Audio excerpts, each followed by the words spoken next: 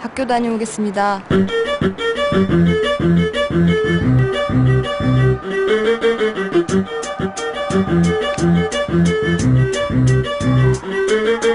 매일 죽은 주문처럼 읊어대던 인사도 오늘부터 지키지 못할 약속이 될 거라고. 나 이대로 나가 절대로 돌아오지 않을 거라고. 길바닥 위에 뒹굴어도 저 빌어먹을 학교보단 나을 거라고. 그렇게 소리쳐 엄마야 침을 망칠 염치는 그래도 없어. 학교 다녀오겠습니다. 뻥을 치고 그 많은 내 속 이야긴 들고 나갈 용기 없는 도시락 아래 포개 두었네.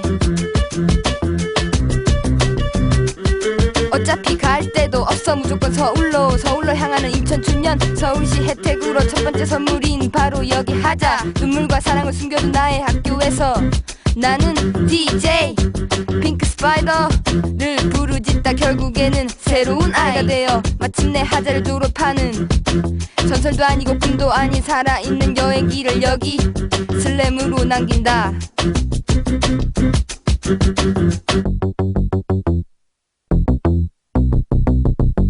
하자에서 지낸 거의 한 4년간의 시간을 다시 생각해보면 그 중에서 내가 가장 크게 얻었던 부분은 개인적인 이야기를 디자인이나 퍼포먼스나 기획이나 되게 다양한 문화적인 작업을 통해서 이야기를 하면서 그것은 나의 개인적인 이야기일 뿐만 아니라 다른 사람들이 공감할 수 있는 그런 어떤 굉장히 큰 이야기였다라는 거를 발견하게 돼요. 처음에 하게 됐던 일이 교복 파티라는 그런, 제가 학교를 나왔기 때문에 교복이라는 그런 정해진 유니폼 안에서 학교가 주는 억압이나 어떤 짜여진 틀을 벗어버리고 싶은 그런 욕구가 되게 많았었거든요. 그래서 학교가 우리에게 줬던 의미를 다시 자기의 의미대로 재해석하고 그런 억압의 의미를 벗어버리자는 의미에서 교복 파티를 처음 진행하게 됐는데요. 파티 기획이라고는 하지만 전체적인 어떤 행사를 진행하고 틀을 잡아 나가면서 흔히들 생각하는 어떤 보이는 디자인의 의미가 아니라 그런 행사 전체를 디자인할 수 있게 되는 능력을 갖게 되는 그런 처음 시작을 했던 것 같고요. 지금 사디에 와서도 디자인을 좀 더 체계적으로 배우고는 있지만 그런 컨셉이나 내 이야기를 풀어나가는 방식들이 다른 친구들하고 차별되는 저의 가장 큰 장점이라고 생각하는 부분도 있고요. 그래서 과정에서 배워나가는 부분이나 자기 이야기를 통해서 좀 더 큰 이야기를 담아내는 그런 좋은 경험들을 하자센터나 하자작업장학교에서 꾸준히 했으면 하는 바람이고요.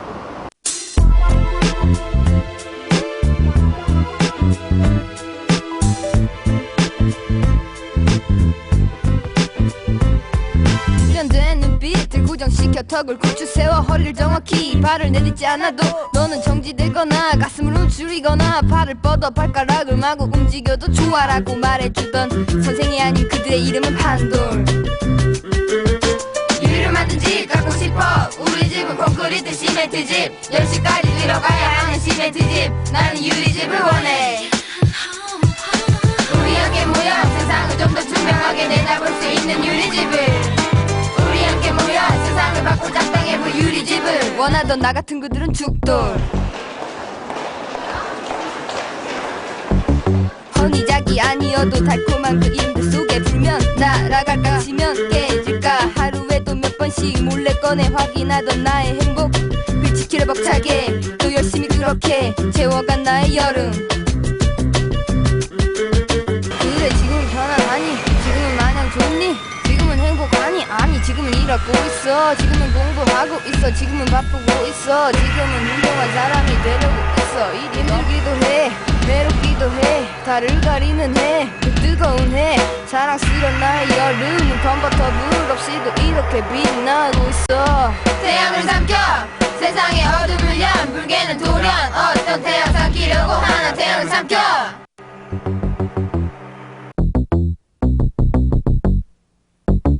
얼마나 잘 되려고 이렇게 고생인지 어디 두고 보자.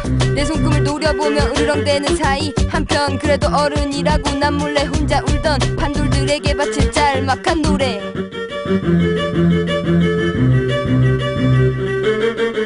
하자에 오기 전에 음향 엔지니어가 되려고 이미 일을 하고 있었어요.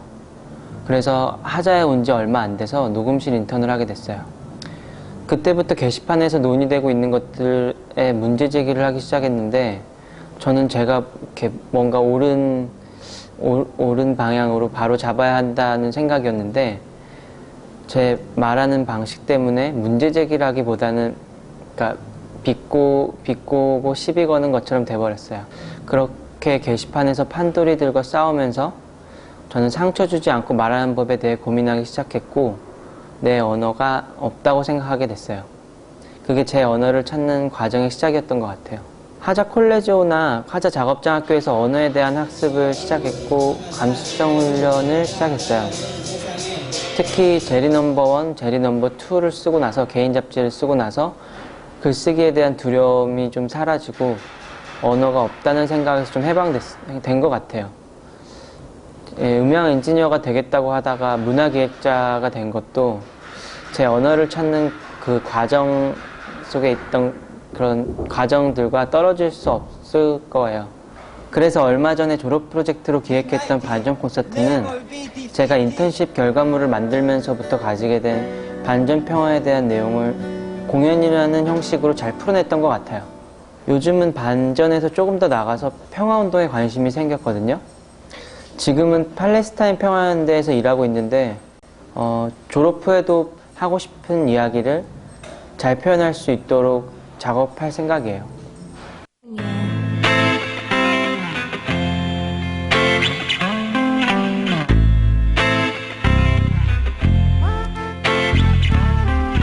새로운 세상을 부르는 일은 쉽지 않겠지. 새로운 세상 속에 당당한 힘 또한 쉽지 않겠지. 하지만 왜 그 속에 넌 혼자 있니? 왜 너의 눈물을 말해주지 않니?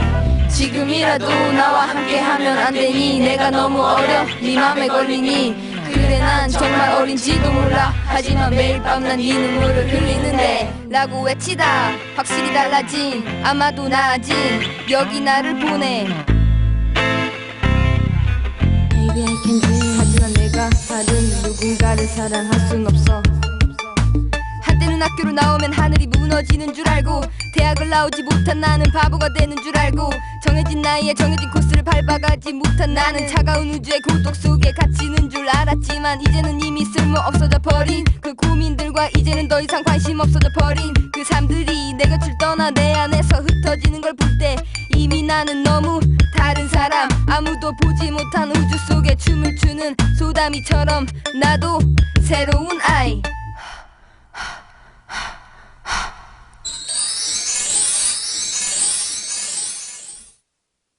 작업장학교가 저에게 준 가장 큰 선물은 제가 졸업 후에도 평생 동안 제가 원하는 스타일의 또 제가 원하는 방식의 학습 그 판을 스스로 설계할 수 있게 되었다는 점이 아닌가라고 생각하고 있습니다.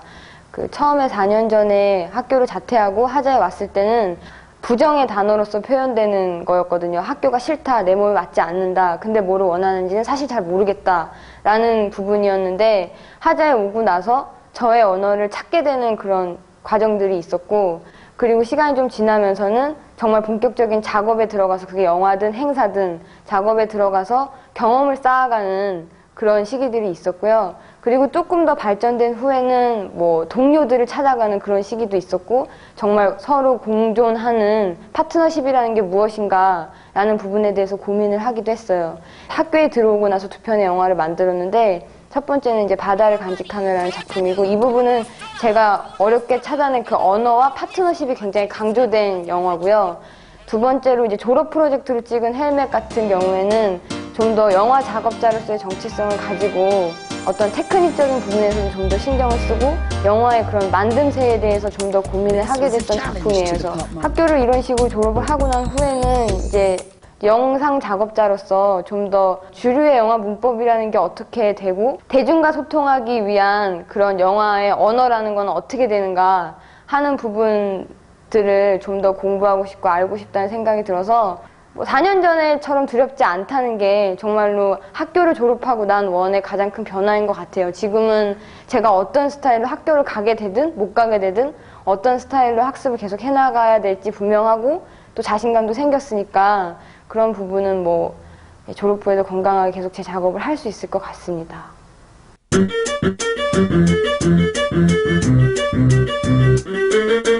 세기를 가는 어려움은 언제나 쉽지 않은 도전. 하지만 오늘의 마침표가 전처럼 두렵지 않은 자신감은 내게 주는 나의 학교의 마지막 선물. 학교에 다녀오겠다 던 그 아침의 약속, 지키지 못할 읊조림으로 사라졌을 그 약속을 오늘 다시 되돌려도 늦지 않는 거라면